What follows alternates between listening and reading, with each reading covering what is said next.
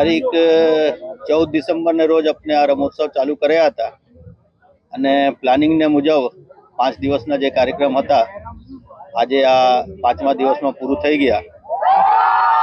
આ દરમિયાન કોઈ પણ આવા બનાવ શહેરમાં નથી થયા કે કોઈ આવા બંદોબસ્ત નથી આવ્યા જેથી કે આ કાર્યક્રમને આપણે ડિસ્ટર્બ કરવામાં આવે અને આને બંધ કરીને બીજા કોઈ બંદોબસ્તમાં મોકલવામાં આવે, જેથી આ પ્લાનિંગને મુજબ કાર્યક્રમ પૂરું થયા છે।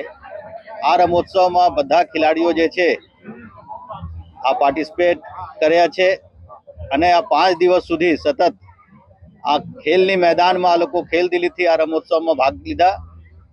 આ દરમિયાન આ લોકો જે ડ્યુટીના સ્ટ્રેસ હોય આ ભૂલીને આ એક ખેલાડીના જેવા આપણે પાર્ટિસિપેટ કર્યા, હર્ષોલ્લાસ સાથે આમાં પાર્ટિસિપેટ કર્યા।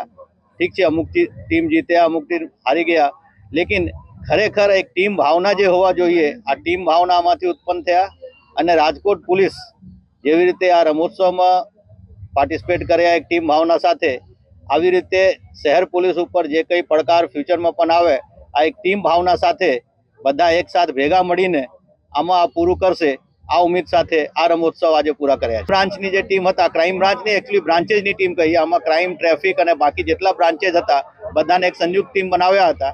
તો આ બ્રાન્ચેસની ટીમ જે છે આમાં વિજેતા થયા છે।